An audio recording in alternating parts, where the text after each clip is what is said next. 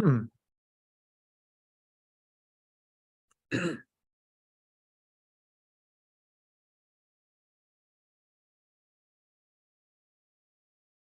Hmm.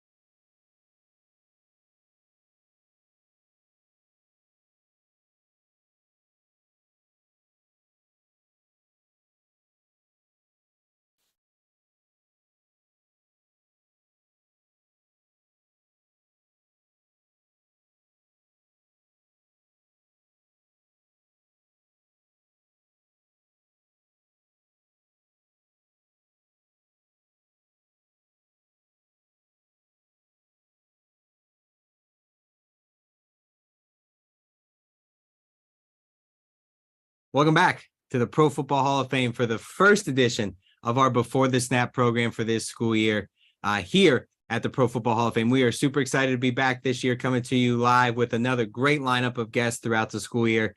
Super excited to hear all about the great work that they're doing in and around the NFL, as well as all the work that they do with their organization. So as always, this program is here to showcase the great work that those individuals do throughout their organization and throughout the NFL, and to showcase the students just like yourself who are tuned in here today, how many great careers there are out there within the sport of football, and truly all of sports. As always, my name is Jake Ray. I'm the manager of youth education and leadership here at the Pro Football Hall of Fame, and we are super excited to have our special guest here today, one of our own at the Pro Football Hall of Fame. But before we get into his introduction, a few things about us here at the Pro Football Hall of Fame. As always, it's our mission to honor the greatest of the game, to preserve its history, to promote its values, and to celebrate excellence together. And those values we promote, those of commitment, integrity, courage, respect, honesty, all of which made our Hall of Famers great football players and Hall of Fame athletes, but also made them great people. And truly, these values can make you a great employee of any organization that you do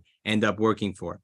Before we do get started, some thank yous I'd like to pass out. First and foremost, I'd like to thank any teacher, administrator, professor, educator, anybody that's either watching us live right now in their classroom, sent this out to their students, or maybe watching this 6 months down the road. We appreciate you for watching and allowing us to be a small part of your students' journey.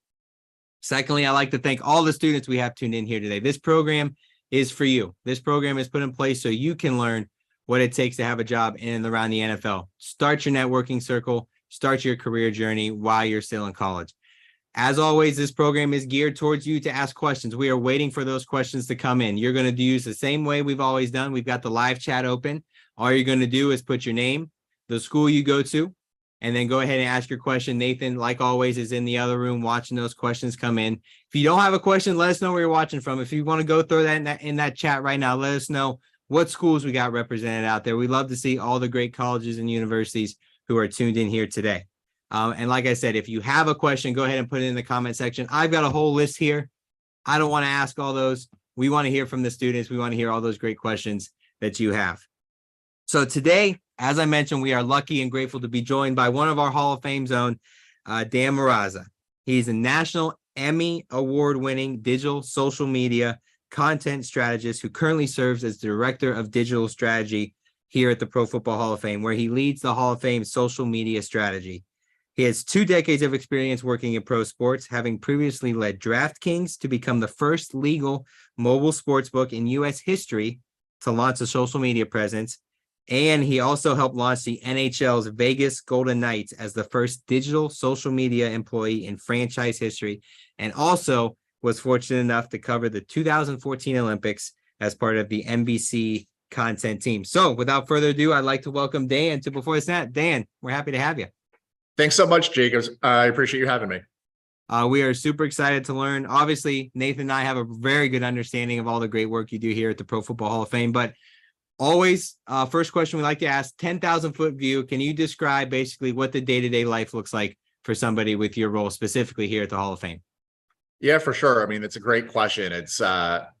I always like to say that there's no one day that's exactly like the other. As there are certain things that are definitely staples where you are working on strategy of what the company's goals are, what events we have working on, what's going on in the football calendar and things of that nature. But the fun thing is there's always, in social media, it's so fast moving, things are always changing, you always have to react. So no one day is like the one before it, but there's just a lot of fast pace and thinking on the fly and just being in the midst of the action, which is what I love about it. Now, you haven't been at the Hall of Fame too long, relatively speaking, for some of the individuals who work inside the building. Got to be part of a lot of firsts. You said, in the bio there with the Vegas Golden Knights as well as DraftKings. Do you take pride in being kind of the first to help, come up with all this strategy, lead a content team, lead a team to the successes that you have seen? Yeah, for sure. I mean, I think one of the things that you sometimes have to, when you're doing it day in and day out, sometimes you could lose sight of the big picture. But I could look back on some of the things I've done now, is especially, you mentioned the Vegas Golden Knights, is that Las Vegas is such a popular city for sports now.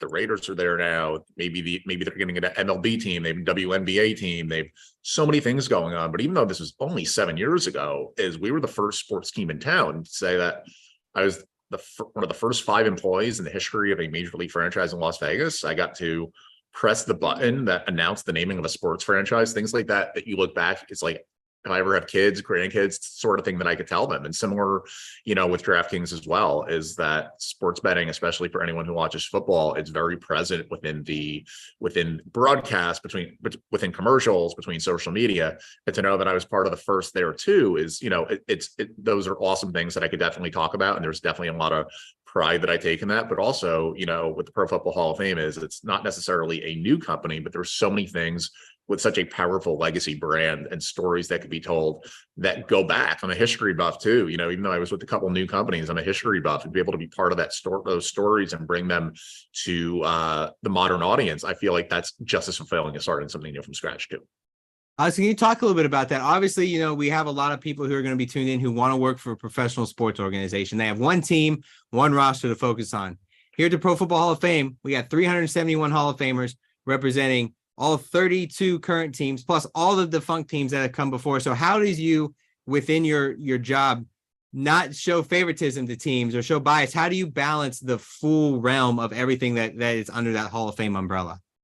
That's an excellent question. And for all the students out there, one of the things that when I started working in social media, God, I started so long ago, Twitter was so new that you couldn't even attach a photo. That's how long I've been around doing this, is that I always thought, you have ideas, this would be good, that would be good. But what you learn, the more experience you get, that it's not necessarily just about what you want. It's about a company goal and kind of getting on the same page and executing the company's vision and bringing that to life. I think in our case, as Jake was mentioning, yes, it's all 32 teams. It's 371 individuals. Some are from the much more distant past than others. Is that one of the things we look at it, though, is that we're not only those 371 Hall of Famers. We're not only what happens in our museum, but we are also, Canton is the birthplace of pro football, is that of the NFL, is that we look at it, that it's our job to tell the story of pro football as a whole. So as you go through those things, you say, okay, there's certain landmarks. You can say, okay, where it's the Super Bowl, you have the Chiefs against the Eagles. Okay, there's some specific Chiefs and Eagles stories that could be told right now. Or, hey, this is the anniversary of when the Cowboys won a Super Bowl. Maybe there's a story to be told there. But the other thing that makes it so fun is so many of the Hall of Famers are not only accomplished on the field, but these are competitive guys who go on to be competitive in other things and do a lot of things, whether that's Peyton Manning with Omaha Productions, whether that's Ty Law with a vodka label. There's so many interesting activities. So it's prioritizing around what's going on and capitalizing on those narratives. And a lot of that also comes from building relationships with the Hall of Famers, is that if we want to be the first ones to tell some of these stories, and some of them aren't even necessarily out there yet, we count on our Hall of Famers to give us the information of what those things are so we could tell those stories. So it's, it is that combo of how you kind of balance that. But to your point, it is different from an individual team. When I was with the Vegas Golden Knights, I knew the focus was the Vegas Golden Knights. I had to know the 23 or so players on the team. We certainly had no franchise history, considering we were brand new. Is that it was a lot more straight and narrow, or similar with DraftKings, is that you can focus on any sport. You can focus on any sport at that point, but really using analytics to really understand too, what are the conversations that are the most popular and kind of capitalizing on them, knowing that they're going to drive performance. So the biggest difference is you do need to use analytics a lot more with a company like the Pro Football Hall of Fame to really understand some of the stories that you can continue to capitalize on. I think that leads in greatly to our next question here. We always like to ask everybody, and this is episode 76. So we've had 75 other guests before this. We've asked them the same question to them every time is, why do you love to do what you do? Why is what you do not a job? Why do you enjoy walking in the front doors of the Pro Football Hall of Fame every morning? Why do you love, what your current role is? No, I think knowing somebody's why, whether they're working in sports or something else, I think is a super important thing. It's having a purpose. And for me, when I was a kid, I'll be honest, I wasn't a great athlete. I wasn't the smartest kid in school. I wasn't musically inclined or anything like that. But the thing that I was always good at was telling stories about sports. Back then, this was before social media. I wanted to be a sports writer, where I would be bringing the newspaper into my bedroom and arranging football helmets and hockey helmets off the standings right out of the newspaper. And that's what I wanted to do because it was what I was good at. And I think for me, as I've become an adult, I think the thing that I really take pride in is that I'm in a place right now that a lot of people, this is a bucket list place for people to come, that I get to be around individuals that for others, it's a lifetime highlight. And that's my job, is to tell those stories. But for me, the pride is knowing that, various adversities that I've gone through in my life, that you can say, hey, the thing that I was good at as a kid, that I loved the most as a kid, the thing,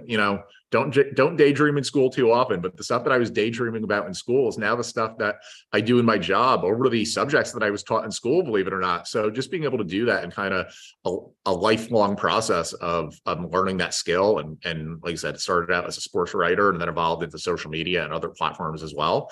Being able to do something that you always wanted to do and something that you take pride in because it was the one thing that was always your thing that helped you stand out from other people in your peer group. That's the thing that gets me excited every day. And I always try to say this for everybody, is that when you get up in the morning and your feet hit the ground, are you proud of the person that you are? And for me, if you had said to me when I was 10 years old, 13 years old, that this is what I was going to be doing as an adult, I probably first would have said, well, what is social media? Is probably what I would have said.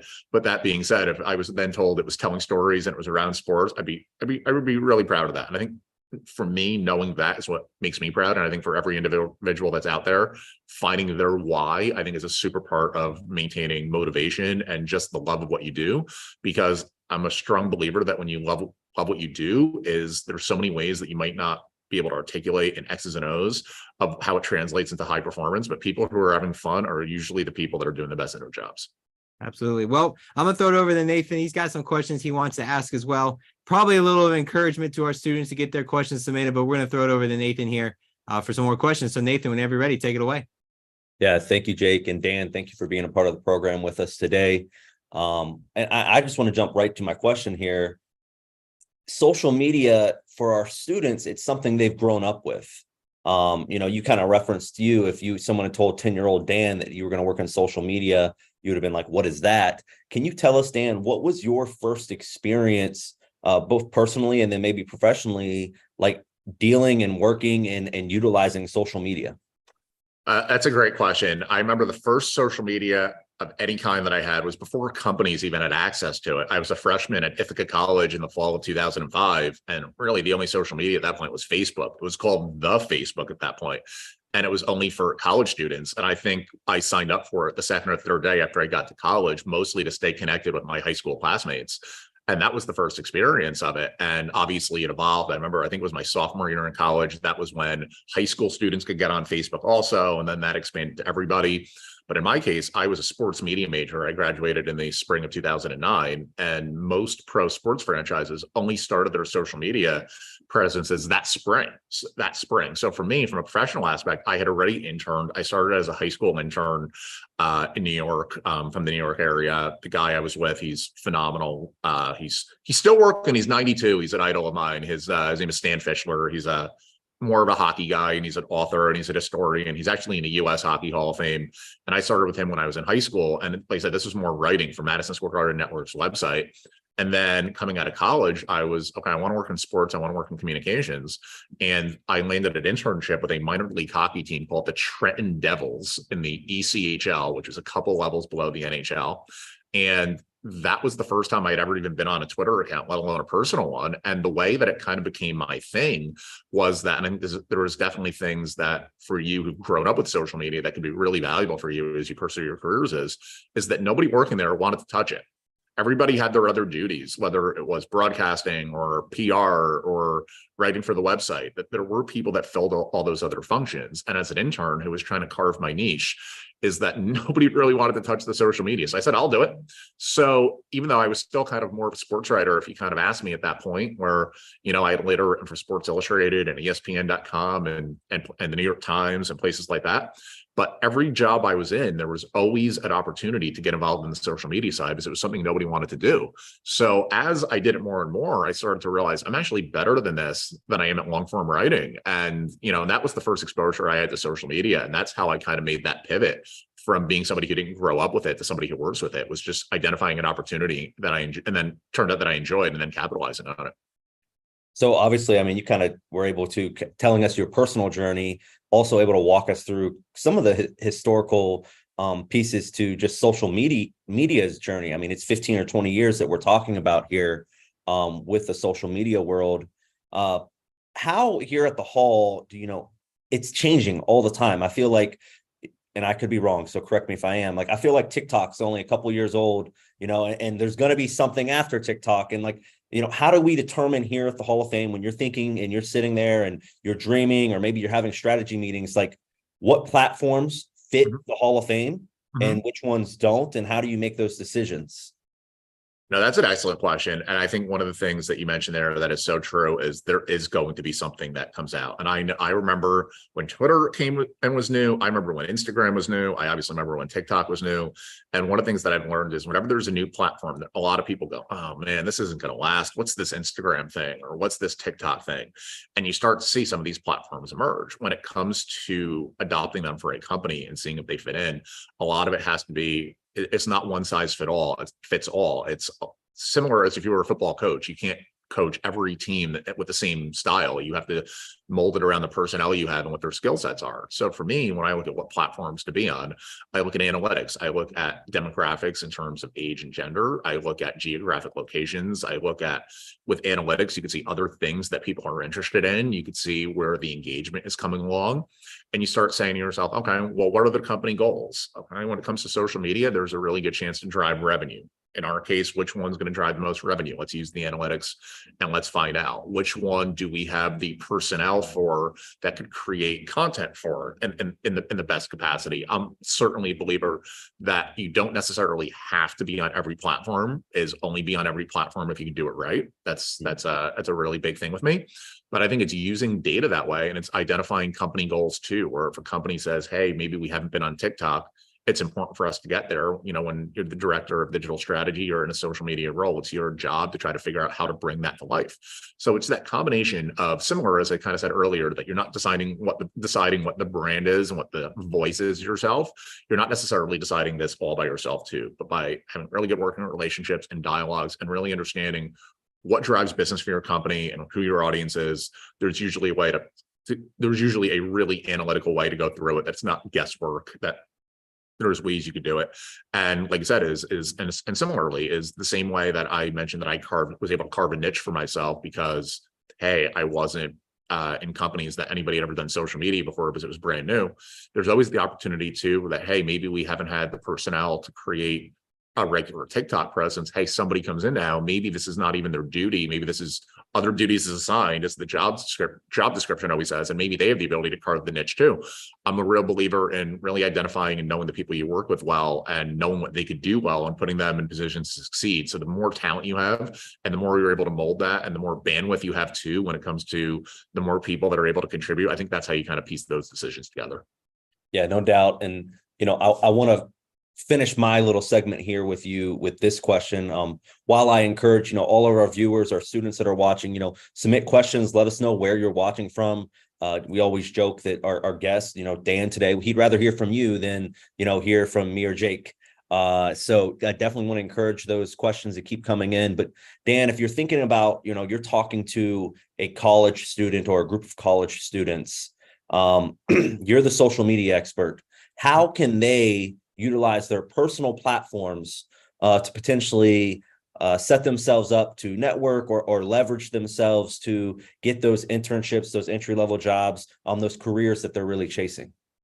That's a great question. And there's definitely times, like I said, I'm in my mid-30s, that I know people my age who say like, oh man, I'm so thankful that social media wasn't around when I was in high school. You hear that all the time from people. And sometimes you go, yes, maybe no. I think that being said, it is the front door to getting to know you. Back when I started, it was only your resume, and you could just tell your story as you wanted to tell it on your resume and in your interviews. But now is, especially when working in social media, employers do look at your social media. They look at just kind of who you are, not necessarily looking for anything scandalous or anything, but they just want to know who you are and what and what you're about and what your personality is. That the way I would look at it is to not be afraid of it, but also to kind of go into it kind of understanding the power of it. I mean, you've probably been all told and seen from a very young age that one or two social media missteps, you always see it for a celebrity, that it'll come back from when they were like 15 years old, like 15 years after the fact, and it can end up hurting them. I think it's to remember that the internet is really special and to not be afraid of it, but it's also a very powerful tool that, and if with the fingertips, you could get, you tell your story and you want it to be a good one.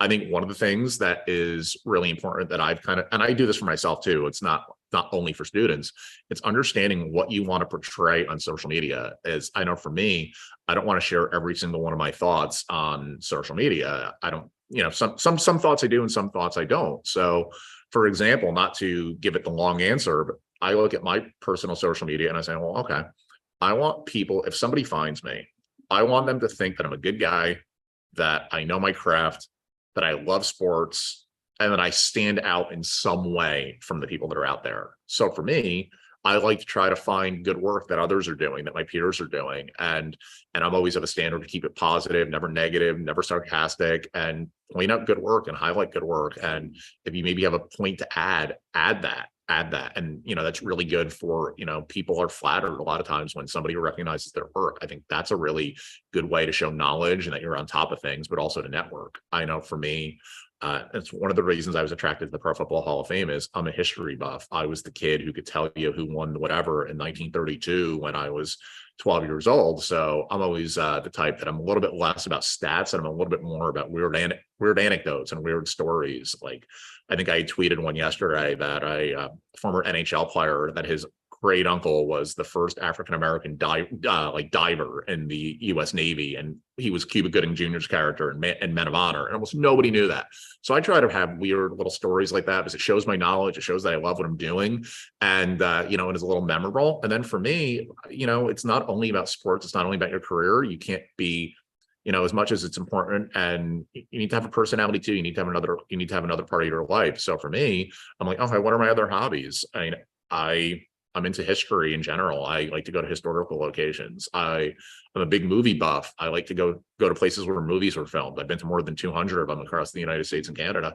So I'll be walking around some place where a movie was filmed. I'll be narrating it on my video and I'll share things like that. The point being of that is I've identified kind of what, and the way I hope is that that's memorable in some way. And I've had so many people say to me like, hey, you're the guy that went to the Sandlot, and they don't remember my career. They don't remember what jobs I had, but they remember I went to the Sandlot in Utah. The things that stick out to people. So the point of that being is that for you to identify, okay, what am I? What makes my story unique? What makes me special? What do I want to portray to people that are out there? The first thing that's seen there, and just establishing, hey, 1, 2, 3, 4, or 1, 2, 3. These are the categories I want to stick to. And if it's something else comes across the line, maybe I'll sit this one out. Is that maybe that's it could be a really effective tool to sometimes avoid some of the fracases that could sometimes break out on social media. You can avoid some of those by saying, hey, this is my lane and I'm going to stick to it. I think using that and knowing that that's a way to network is it allows you to not only, like I said, I know this is the longest answer, but I'm super passionate about it, is that it's not only your way to get your first image for people, is that when you do network with people, is in the old days, you have to keep writing them and trying to balance what was too persistent and what wasn't. Now you can say, okay, I did a networking call with a fill in the blank person with the Dallas Cowboys. We followed each other on Twitter after, even if we don't talk for a couple months, they still kind of know what I'm up to and they still kind of get to know me. And I think from that aspect, it's a really effective tool. Is that I will say that my personal Twitter, through connections I made on it, have gotten me more jobs than just applying with my resume has. So that's the power of how important it could really be as a networking tool. I think that's really interesting. I've never really thought about the power or the way that it can be a tool where you make the initial connection, you get through that awkwardness of trying to connect and network with somebody, but then you don't always have to wrestle with what's too often to reconnect, because if it's on LinkedIn or if it's on Twitter, whatever the platform is, like you said, they're kind of able to see what you're up to and you're able to see what they're up to, so that when you do reconnect, whether it's 3 months, 6 months, a year later, it's not like out of the blue. They kind of know a little bit of what's been going on in your life. So that's really interesting, a way I've never really thought about social media. And I think it'd be a benefit, for the students that are watching. So that's all I got right now. I'm going to send it back to Jake, though, for some more questions for you, Dan. Thanks, Awesome. Nathan. Kind of along those same lines, we talked a lot about, the positives of social media and networking. But what are you, from your seat, somebody who's been in that field for so long, what's the biggest misunderstanding about somebody working in social media? Oh, this is there's so many, and it's the product of what happens whenever there's a new profession. That my father is an accountant. Accountants have been around for a long time. There's not as many misperceptions about them because it's a well-established industry. In my case, not only is the industry itself new, but 2 of my 3 most recent employers didn't even exist yet when I was in college. And I don't think I'm that old. I don't feel old, but that's how it kind of goes sometimes. I think the perception is that for a lot of people is that it's just a bunch of kids playing on the phone. That's always the thing you're trying to prove, that this isn't just, hey, let's post a picture, let's post a meme, let's try to get a fire meme, get a bunch of engagement, that this could really benefit a business. I mean, especially for sponsors. I actually read this recently that by 2024, which is only a couple months off, that in the United States, Americans will watch 65 billion more hours a year of digital video content than they will watch actual television. And when you hear things like that and you see the values, you can see how things are shifting, that you see games being broadcast through social media and online. You see, streaming services. You see shows that go straight to streaming. You see movies that don't go to the theaters, but they go straight to streaming. And you start seeing the value and you say, hey, there's a lot of financial value that could really be driven here. And this could be a real driver for the company, not necessarily something that's just advertising for whatever the company is, but it's also part of the product. I know in the case of the Pro Football Hall of Fame, we're really lucky that we get to speak to a national audience, even though we are located in Canton, Ohio as a museum. And I know in our case, a good portion of our audience is not in Ohio, and some of them might never get here. The way they get to learn the Hall of Fame is through what we message out on digital, and that is the product for them. That's an extension of the Hall of Fame, not only an advertisement for the Hall of Fame. So I think the biggest misperception, like I said, is that it's just, it's nice to have, but it's not really the driver of the business. Because I think especially the way things are and the way things are trending, I think it's going to be one of the biggest drivers of business. And especially coming out of the pandemic too, when we saw so many things shut down, social media didn't, though. That was one thing that couldn't be touched. Is that I think it's a really important part of any business now from a revenue aspect, but also as you move forward, I think it's going to only be even bigger. I could even see the day in 10 years where maybe cable TV isn't a thing, and all football games and basketball games are being streamed online, and I can easily see that happening. So understanding that and the value of it, I think, is really where it's going. Looking here, I want to dive into, some of the specifics of your job, and we don't have to get into numbers and really into the fine details, just some more. I'm a numbers nerd, I do. But I'm sitting here looking at the live stream and the chat here to my right, and I see the subscriptions we have to our Pro Football Hall of Fame's YouTube page. I remember when we first started this, that was at 4,000. Mm-hmm. We're now up over 13,000 people who subscribe to our channel. In a very general sense, what goes into, specifically talking about growing a YouTube audience? What were some things that you came in and attacked to help get that number bigger? I think YouTube is a platform, and it's probably the platform I spend the most time on, to be honest. People often ask that question. It probably is the one. Is that I think one of the things that's really interesting about it, and for every platform, it's understanding how people are finding content and how they're discovering it. Any of you who have a TikTok or an Instagram know that all of a sudden you'll get a post that'll just miraculously pop into your feed and you're wondering how it got there. And it might be 2 months old and you're wondering how it got there. I think in the case of YouTube, probably more so than any other platform, it's being evergreen. It's stuff that continues to be important. And we're in Twitter, it's a lot of breaking news, and this is the hot thing in the moment. In YouTube, a lot of people might not find your channel for years on end, and it's finding what those things are, and it's organizing them in ways that, okay, somebody is searching for Emmitt Smith and a highlight or something, and they stumble across it on the Pro Football Hall of Fame's YouTube as an example. And then, but what's keeping them there is that, okay, we have this cool list of all Dallas Cowboy highlights or something like that, or all whatever running back highlights or whatever it is, that allows people to fall down those YouTube rabbit holes that we've all fallen down. Is, I think, really understanding what will continue to be relevant in the future and knowing what's important in that regard, and not necessarily just throwing everything up there just to try to maximize content, really focusing on quality over quantity.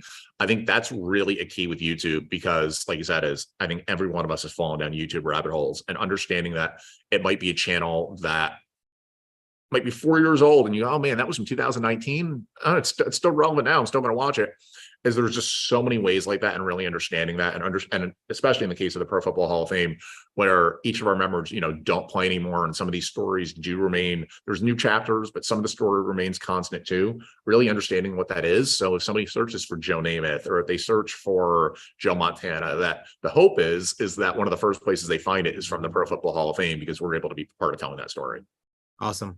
Yeah, I like to always like to dive in and kind of see what the work behind the scenes is to to make those numbers what they are. Looking at the Pro Football Hall of Fame itself, we are, like we say, unapologetically football. So, being involved in sports, you've obviously seen a few different sports you've worked under. But what is it about football and the Pro Football Hall of Fame that you see that teaches our employees, the people who walk through the front door, people who play, coach, referee football? What is it about the value of the game that you see that the game of football teaches? And then how can you take those lessons and apply them to the job that you have here at the Hall? That's a great question. The ability to master that question is one of the secrets to life, is that I think the way I look at sports, whether it's football or any sport, but especially at the Pro Football Hall of Fame, one of these values are really front and present, is that it really teaches you it's about people. Is that we can talk about how to grow a YouTube channel and the tactics and what new platforms are going to be out there.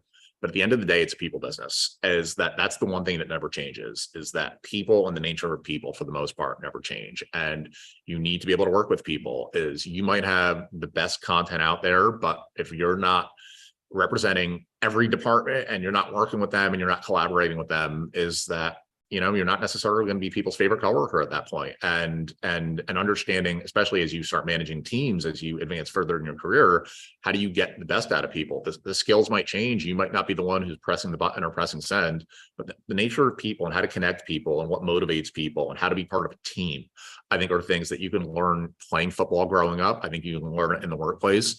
And I think, when you do that and you can do it well, the better you can do it, no matter what changes are out there, you're always able to adapt to them, because you understand the nature of people. I mentioned my mentor, who's 92 years old. The first sporting event he attended was in 1939. So he's now been to games in 10 decades. He's not really a social media guy. He wasn't even big on email when I started with him. He was in his 70s at that point. But he knows people, and that never changes. So no matter how things change, he's had a career now going back to even before my parents were even born, and because he understood people. So I think really understanding the value of teamwork and being good to people, and being good to people that have been good to you, and loyalty and things like that. I think those are all things that you learn playing sports that I think are some of the most important skills you can have in any job you're in, whether that's in sports or not. Now, you obviously talk about people. We've got some great people that work for us here at the Hall of Fame. We've got great people who walk in our front doors every day, and the people that we work for, our Hall of Famers and everybody that's currently playing in the NFL, those are some great people as well. And what those people do is they like to donate some artifacts to us. So we thought, what better way to showcase what we are at the Pro Football Hall of Fame than actually going out into the museum in front of some artifacts. So Nathan Martin's out in our museum right now in our Pro Football Today gallery. And he's going to talk a little bit about some of the artifacts he's in front of, and then relate it back to what Dan does here at the Hall of Fame for his job. So Nathan, whenever you're ready, go ahead and take it away. Yeah, thank you again, Jake, for sending it out here. And like Jake was saying, I'm standing in the Pro Football Today gallery here inside the museum. This is the space where if a record or a milestone is reached from a player that's still playing today, oftentimes within a week, that thing is on display here, or something from that moment is on display for our guests that come to Canton to see. Actually, right behind me, you can see I've got Brian Branch's jersey from his debut with the Lions. He had a pick six, returned it 50 yards, scored a touchdown there as a rookie. Major accomplishment there, but it's also significant because the NFL debuted these premier patches that if it's your first ever NFL game, you wear this patch on your jersey. So that's significant. We've got this jersey now on display from Brian Branch's career. Also in this case is a football and some cleats that Brock Purdy wore with the San Francisco 49ers as he became the first quarterback in NFL history to not only win his first 6 starts in the regular season as a starter, but he's also thrown for over 200 yards in all those games. So might be somebody you want to add to your fantasy team with numbers like that. But all that to say, I mean, there's always new things coming into this space inside the museum. And I'm curious, Dan, because we see it sometimes, getting promoted and that type of thing. How much of this is you got to kind of just be flexible and able to make those adjustments and plans on the fly? And how much of it is coordinated and planned with maybe even the NFL franchises of ways that you want to promote their guys being on display here in Canton? That's a great question too. And I think this is honestly what makes the job fun. This is the stuff that makes it fun, is that you say to yourself, okay, we're telling history, which is important too, but you watched a game on Sunday and then on Tuesday it's here. And that's incredible. I think with artifacts like the Brian Branch jersey is a really good example. It's organizing how we do things, not saying, okay, well, now we got this jersey. What do we want to do with this? Who do we have to communicate with? It's understanding what your processes are and what the mechanics are of doing this, because there's so many ways when everybody works together, different departments, that you could accomplish a lot more. So for example, kind of peeling back the curtain a little bit, when we get an artifact like that, usually our museum team will be the one that will notify me and say, hey, in a couple, this is on the way, this is going to be there, start getting ready for this. So the first thing I'll then do is I'll communicate with my counterparts with the NFL clubs, in this case, the Lions. And I'll say, I'm not sure if it's been communicated with you, but Brian Branch's jersey's on the way. This is something that we're going to be promoting. I know in the case for us, Instagram collaborate posts are really big deals for us. Those who are not necessarily familiar, the way that works is one account puts it out, and now up to 3 accounts. It used to be only one other account. You can invite them as a collaborator, and if that happens, the post gets mutually posted from everybody's account at the same time. You're all listed as the authors, and for the account that originates it, you help get exposure. So if we do with the Lions, we get exposed to the Lions audience, which is a big audience and helps us reach a new audience for ourselves. So we'll start connecting with the NFL clubs around that. We'll connect with our website team in terms of, do we want to write an article about this? Is there something that can be done with this in a way to drive attendance? And we'll want to be getting on these things quickly, because once they go on display, with the news cycle, is sooner and the closer to Brian Branch's debut game that you can share to that, the better it's going to do while it's still relevant and in the conversation. So with these types of items, I'll be kind of using those at the same time. I'll be working with the clubs to understand if they want to be involved in it. And usually they do, because they understand the significance of it too, is that it'll be, okay, well, what's your schedule like? And we go, what's our schedule like? And you're trying to find times that could work for both of you for this to work out. And, and like I said, being flexible, you might have a post that you thought would be good at 4 o'clock. And then the Lions say, hey, 4 o'clock is what works for us. Well, if you want to, you want to have good partners with the clubs and other companies and corporate partners, is being able to accommodate those things as best you can is really important. So just having that flexibility. And we know as a group here that as soon as we get one of these things, it's almost assembly line. This team tells this team tells this team, this is what happens. And some of these are some of our best performing posts. When we put out a Brock Purdy jersey last year, I can't remember if that was 6-0 or it was 4-0. It was somewhere along that line that we got it about 2 days after the Niners won that game. We collaborated on it with the 49ers, and it got something like 180,000 likes or something like that on Instagram alone. It was the most liked Instagram post in the history of the Hall of Fame. Is that those things really do resonate, and that wouldn't have happened without that procedure. So that would be the example, like I said, of how procedures and working. I kind of beat the whole people thing. I kind of said that like a few times, but that's just an example about being able to work with people, of how it could really dictate success. Because you put it out in your own platform, that's great, but that's not necessarily getting you a new audience. But hey, because you worked with people, hey, you just got 185,000 likes from the 49ers because of that. Yeah, I love how you kind of pulled the curtain back there and let the students see what it looks like it happens on a Thursday night, and then the post is ready early next week because like you said, you want to keep it relevant and get it in the news space in a timely manner. And I think really what all students can pull from that, whether they're interested in social media or they're just like, oh, this sounded like an interesting thing to listen to, it's about sports, is the people piece, but also just being flexible, and being willing to pivot and make the best decision, not only for you, but maybe the people that you're working with. So thank you again, Dan, for pulling the curtain back. And hopefully, our students will be able to come see this type of stuff on display someday here in Canton. But Jake, back to you. Awesome. Thanks, Nathan. And the students, we want to encourage you to get any last second questions you have in. We're going to be really close here to wrapping up the program. We want to make sure we have some time to get those questions in from you. So please, students, if you have a question here, let us know who you are, what school you're at, and that question, and we'll do our best to make it part of the program. If you don't have a question, that's okay. We still want to know what schools we have involved. So go ahead and put your school that you're watching from there in the chat, and we will we'll get some shout outs here to all the schools we have tuned in. Back to you, Dan. Obviously, we've talked a lot about your career journey, everything you've gotten to be a part of, growing up, being a fan of sports, obviously going to games and seeing these moments. But since your professional career, we always like this question.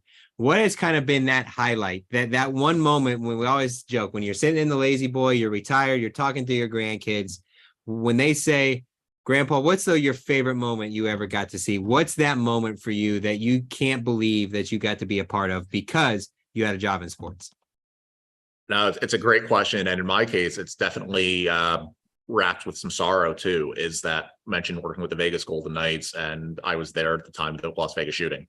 I drove by the Mandalay Bay about 15 minutes before the shooting. We had a preseason game that night, and the things that you never forget is, in the case of our team, the thing that was really interesting about it was it happened 4 days before the first game in the history of the franchise. It happened on a Sunday night. Our first game was on Friday in Dallas. Our second game was on Saturday in Arizona, and our home opener was the next Tuesday. So I'd been there for 15, 16 months before we even played a game, and everybody's preparing. What are you going to do for the first game? What are you going to do for the first game? You have so many plans. Then all of a sudden something like this happens that just changes the world. It changes lives. I mean, there were people that I worked with that were there. Luckily, they survived. But I had a friend that was actually shot. He lived at the Las Vegas shooting. So in our case, as a team, also all these plans are out the window. It's not about us anymore. It's not about celebrating our new franchise. It's about celebrating our city. So, well, the thing that I'm really proud of, and it's still one of those nights that when you just think about it, it's just magical. The first home game in the history of the Vegas Golden Knights, our ceremony before the game started was honoring first responders.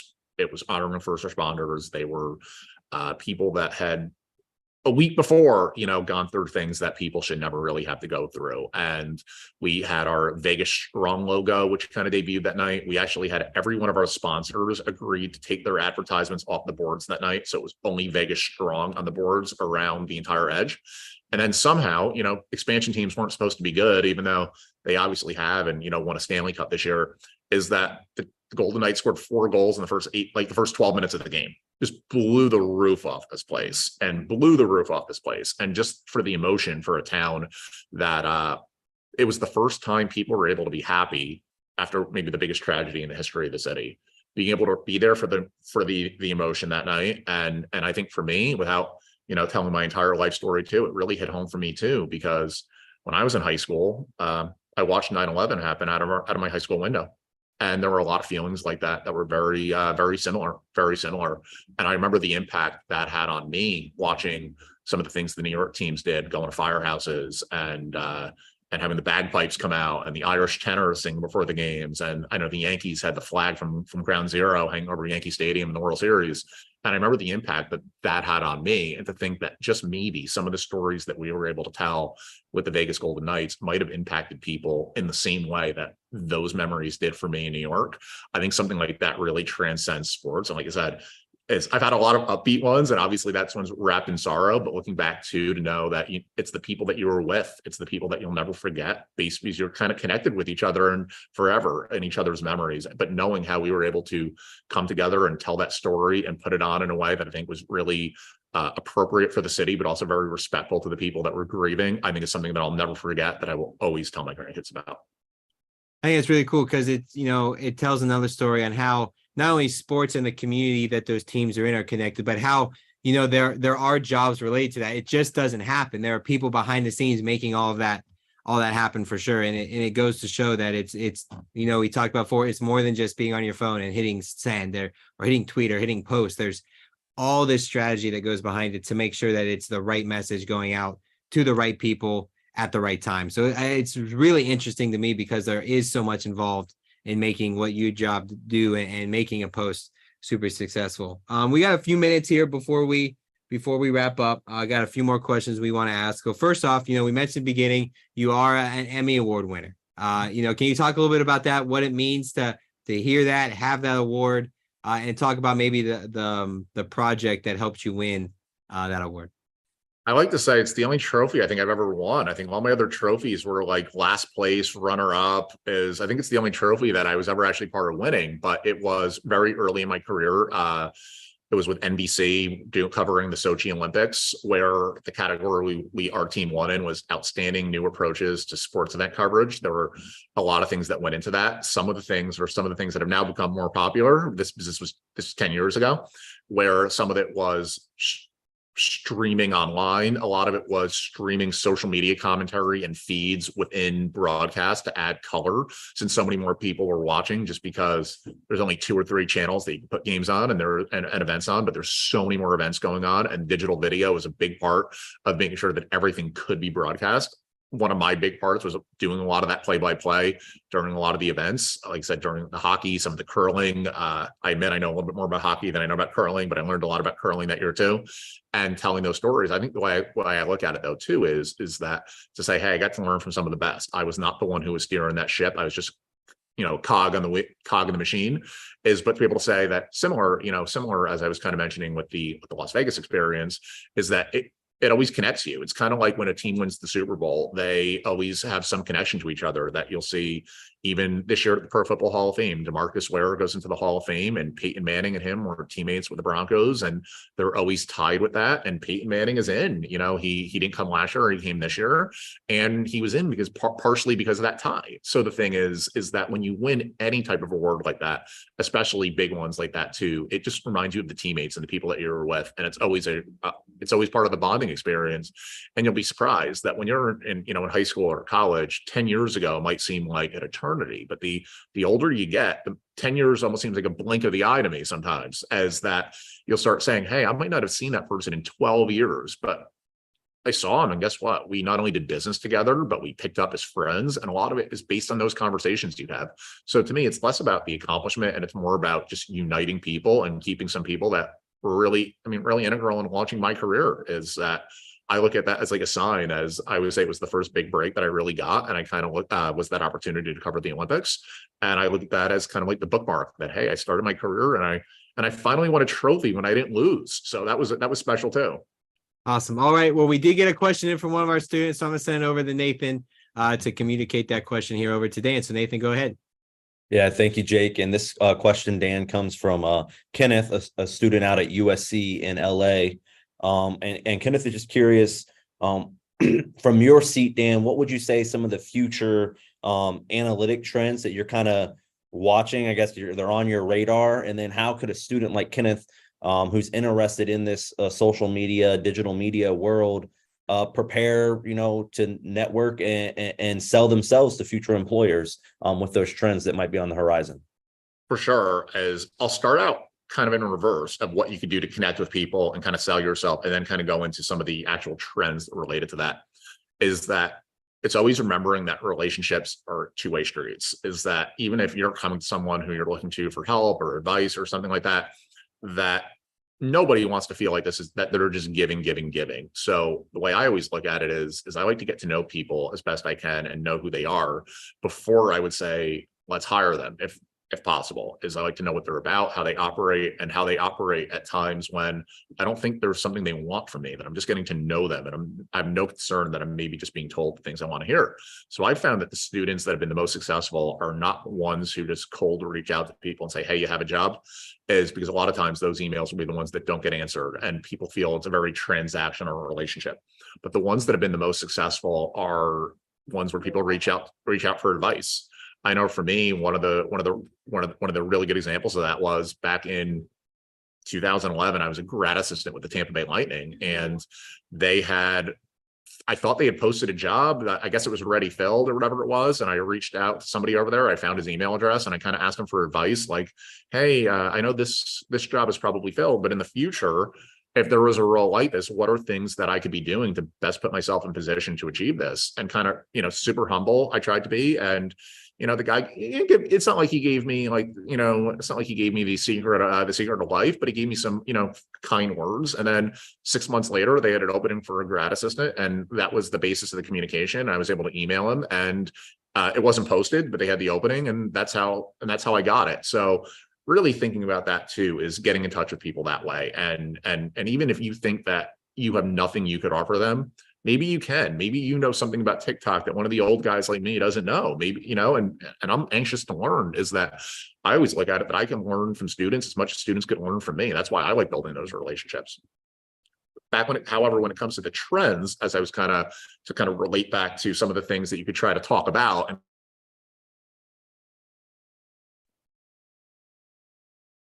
I mentioned the stat about 65 billion hours of stuff, is that it's really the way things are going. I think as it relates to broadcast, you see in the NBA, teams like the Phoenix Suns and the Utah Jazz are eliminating their cable deals and they're going to streaming services. I completely in that way. I think that's going to happen more and more and more. And I think people who have the ability to understand how to edit video, how to shoot video, how to, because early on in your career, you're not going to be one deciding, hey, how do we distribute the broadcast rights for this? But I think having those technical skills, I think, are going to be increasingly important. And I think the other part of that is that being anxious to learn new skills. Is that I said a lot of times a new platform opens and a lot of people groan like, oh no, Instagram, or oh no, TikTok. But the thing is, the same way I was able to carve a niche for myself because nobody wanted to take on social media, you might be able to see TikTok or whatever the new thing is and dive in and learn it faster than somebody who's established. And that might be the niche that you could carve. And I think finding those niches, looking at video as a whole in terms of broadcasting and editing and shooting, and kind of factoring that in with, some humble asking for advice and following up by following people on Twitter and hoping they follow you back. I think if I was in your shoes and I, letter to my younger self, if I was in school, I think that's what I would write to myself. Awesome. Well, I do want to apologize, Dan. We lost your camera feed somehow, so Nathan's going to come down and help fix that. So we do apologize for everybody watching. We can hear you fine, just can't see it. Oh, we're back now. It's we're a all lot. good. He's back. So no, thanks for that, Kenneth. Thanks for that question. It was a great question there. Thanks for diving in. That's for us, Dan. About time to wrap up. And we always like to wrap up with a little fun segment, some rapid fire questions. So we got 6. Dan, are you ready? I'm ready. All right. Number 1, LinkedIn, a great way to network or just another social media app? Great way to network. Number 2, GPA on a resume. Keep it on, leave it off. Within 2 or 3 years of graduation, yes. Beyond that, no. Number 3, social media accounts, your personal ones, public or private? Public. Number 4, jeans at work, all day, every day, only on Fridays, or never? I think it's a mix. I'll be the first one to say I went to prep school growing up. I had to wear a shirt and tie every day. So I kind of got it brainwashed at a young age to not wear jeans, but I kind of like it. As an adult, I'm allowed to do it. So I would say sometimes there's got to be a balance. All right. Coin toss, heads or tails? Heads. All right. You score a touchdown, your go-to touchdown celebration? Oh, it's definitely the on the road. 100% that. It's just the crowd. Awesome. Not even a question. Don't think we've had that one yet. That's awesome. So Dan, before we wrap up, I just want to thank you again for participating in this event. Obviously, Nathan and I know the great work that goes into everything you do here at the Hall of Fame. And we were so happy we were able to showcase that to the students across the country. But before we leave, we always like to follow up and end with the same question. So many great pieces of advice today. What is that last piece of information, that one piece, that thing you might have said that you really want to resonate with people tuning in today? What is that one thing you want to leave them with? And now that your camera's back up, we're going to be able to see it. I'm going to talk with my hands now. That now that I know my camera's on, is I would say connect with me on LinkedIn, because there's only so much you could talk about in an hour. But since everything I've talked about is about personalization and getting to know people, is if you message me, I'm going to answer you. You don't have to worry about that. I'm easy to find. I'm the only Dan Marrazza that's out there. Is just message me on LinkedIn, I would say, and I would love to continue the conversations with many of you. I would say that's that's the last piece of advice I can kind of give. All right. With that, we're going to wrap up this episode number 76 of Before the Snap, today featuring Dan Marrazza, the Director of Digital Strategy, with us here at the Pro Football Hall of Fame.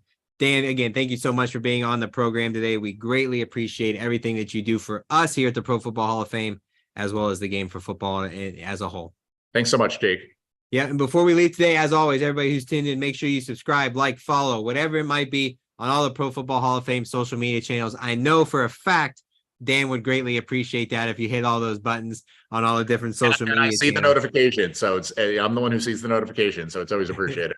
If you're a podcast host, as always, we do have our podcast, The Mission, with a bunch of great episodes on there as well, hosted by our friend and before the snap guest, Jameer Howerton. So tune into that, catch up with all the great things that he has done there on the podcast. Stay tuned for all these programs. Next week here on Before the Snap, we're going to have Chris Fritzing, who works for the Detroit Lions as their in youth football and education, as well as is their public address announcer. So we have him as part of that as well. And like I said at the beginning, the game of football, it is so much more than just what you see on Sundays or Mondays or Thursdays. There's so much work that goes into that. So we always like to showcase and highlight all of those. So we thank everybody who tuned in today.